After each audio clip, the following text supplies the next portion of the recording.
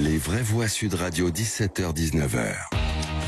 Les vraies voix du jour, Philippe Bilger, président de l'Institut de la Parole, Déborah Schumann-Antonio, thérapeute en périnatalité, sexothérapeute, Philippe Bouriaki, conseiller municipal et régional Île-de-France. Apporter des réponses rapides, tels sont les mots employés par le Premier ministre François Bayrou ce matin lors de son déplacement à Mayotte, durement touché par le cyclone Chido le 14 décembre dernier.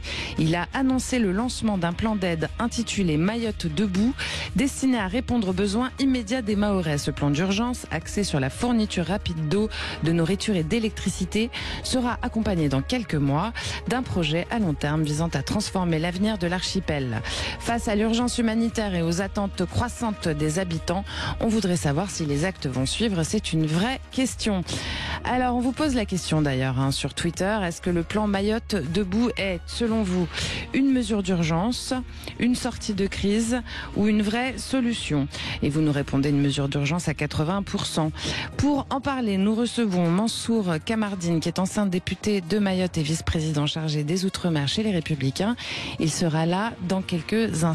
On commence par nos vraies voix. Il est là ? D'accord. Allez, Philippe Bilger. Alors, dans les trois propositions de Sud Radio, je dirais que les deux premières, mesures d'urgence et sortie de crise, me semblent se télescoper. Pour moi, c'est la même chose. Ce qu'a proposé François Bayrou, je n'ai pas pu tout entendre, me semble tout à fait pertinent dans l'immédiateté où il intervient. Ça ne peut pas constituer un remède structurel et définitif, mais je crois que il n'avait pas d'autre choix que de tenter, avec les ministres qui étaient présents autour de lui, de poser un certain nombre de mesures qui m'ont semblé, autant que je puisse me qualifier de spécialiste pour Mayotte, qui m'ont semblé très pertinentes et constituer surtout une globalité où chaque difficulté est appréhendée. Déborah Schumann-Antonio, vous êtes d'accord ? Oui, je suis assez d'accord. En effet, on n'a pas tout entendu, puisque c'était à peu près au moment où on rentrait ici. Mais votre arrivée nous a détourné. C'est ça, en fait. C'est de ma faute, on n'a pas pu écouter. Absolument. Il se passe des choses en antenne, chers auditrices, chers auditeurs. Je suis pas au courant. Non, je suis assez d'accord. J'ai l'impression qu'on a à peu près, et encore une fois, c'est une mesure d'urgence, mais à peu près pris en compte les grandes urgences. Maintenant, il y a besoin d'un plan un peu plus à long terme, puisqu'on va pas, j'ai bien cru comprendre qu'on n'allait pas reconstruire les bidonvilles, c'est très bien. A priori, c'est interdit. A priori, ça va être interdit, c'est ce que j'ai cru lire. Mais ils ont déjà commencé à le refaire, donc. Mais voilà, là il y a une vraie question aussi sur la population, voilà, sur cette population qui est dans ces bidonvilles. Donc il y a aussi toute une politique à long terme à mener. Mais en première urgence, oui, l'urgence c'est qu'ils puissent manger, avoir de l'électricité, que les enfants retournent à l'école. Je pense que ça, sur ces pans-là, on est à peu près cohérent. Philippe Bouriaki, vous êtes content de la globalité des propositions de François Bayrou ? Oui, bien sûr, mais c'est une mesure d'urgence. Il faut qu'on se le dise. Et donc là, moi, du coup, je lance un appel à tous les responsables de collectivités, c'est-à-dire à tous les maires, tous les conseillers départementaux, tous les conseillers régionaux, sur le modèle, encore une fois, de Valérie Pécresse, qui a immédiatement débloqué une aide d'urgence dans un premier temps de 500 000 €, mais la métropole de Paris a fait la même chose, et d'autres régions et d'autres départements. Mais la solidarité nationale doit s'appliquer complètement. C'est la France, c'est un territoire français, c'est un département français. Et effectivement, la complexité, parce que je me suis posé la question, 2 semaines, ça met du temps avant d'arriver, etc. Et donc j'ai un peu regardé, j'ai pris le téléphone, j'ai appelé quelques copains qui sont spécialistes du secours et du secours international. Et on dit, le problème c'est que vous n'avez pas compris. Faut emmener des tonnes et des tonnes et des tonnes de marchandises. Et ça a été fait assez rapidement. Il n'y en a pas assez, mais il faut une certaine rotation. L'aéroport n'est pas praticable. Le temps de l'acheminement en bateau, enfin, c'est un bordel incroyable. Ce que je comprends pas, et là, je veux jeter l'opprobre sur personne, c'est que on ne doit pas avoir honte d'appeler à l'aide internationale. Lorsqu'il y a des incendies qu'on nous demande au Canadair, on joue le jeu. Et donc là, on ne peut pas demander juste à l'île de la Réunion de tout supporter tout de suite et immédiatement. Et moi, je voudrais remercier, parce qu'ils sont nombreux, des bénévoles d'associations qui sont partis là sur leurs vacances aider. Ils sont allés aider. Aider. Mais il y a des pays qui ont frappé à la porte et qui ont dit, nous, on est prêts à vous envoyer du monde.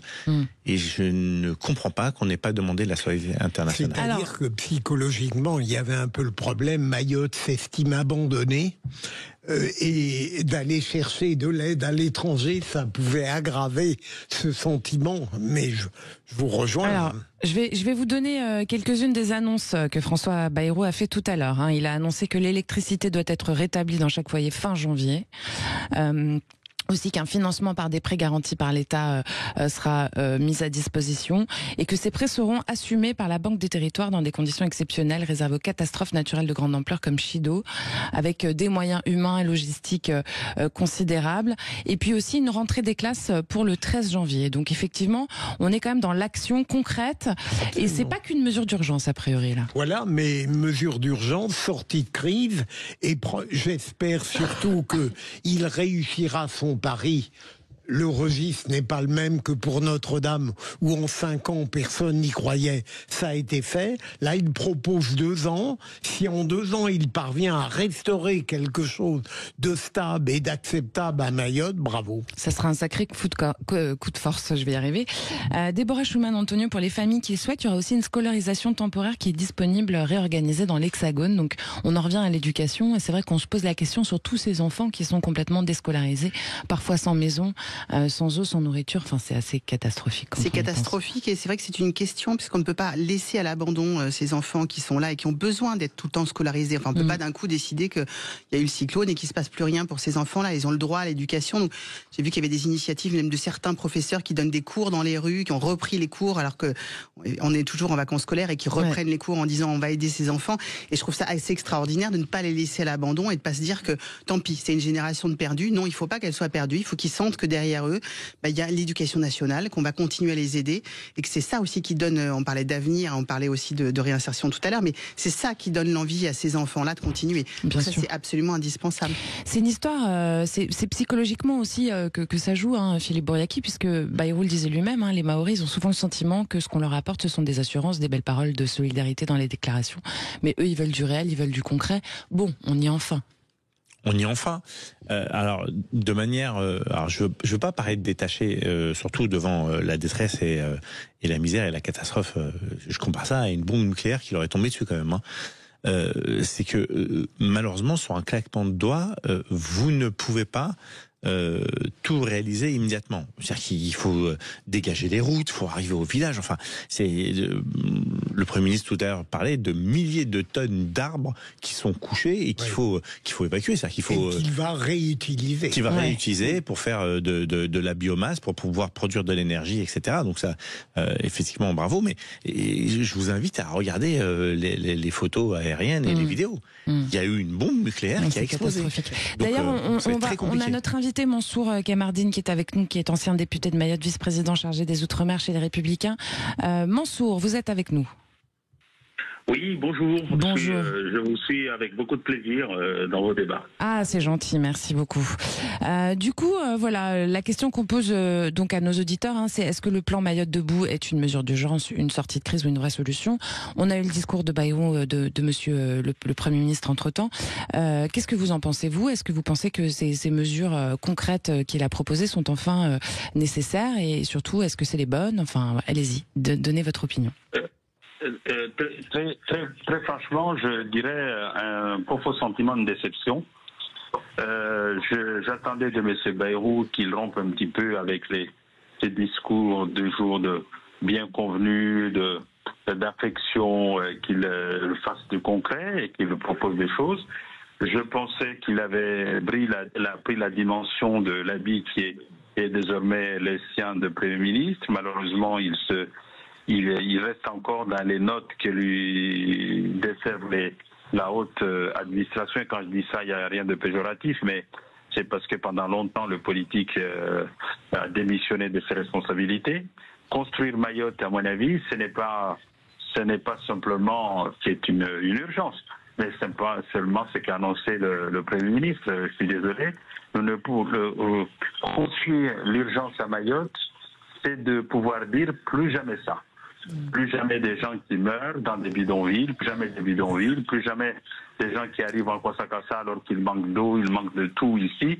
Et tout ça, il n'y a pas de réponse. Au moment où je vous parle, l'ensemble des bidonvilles ont été reconstruits et le Premier ministre a eu un aveu de faiblesse tout à l'heure, ce matin, quand il a visité le stade de Cavani pour dire l'hôpital d'urgence, là, oui. pour dire qu'il ne pouvait rien pour empêcher tout ça, comme il peut rien pour empêcher les Kwassa de venir, comme il peut rien pour imprimer. Enfin bref, j'ai le sentiment que la ligne qui a été définie par le président de la République n'a pas été suffisamment lue par le gouvernement. Est-ce une défiance à l'égard du gouvernement ou est-ce que c'est moi qui n'ai pas compris grand-chose? Voilà.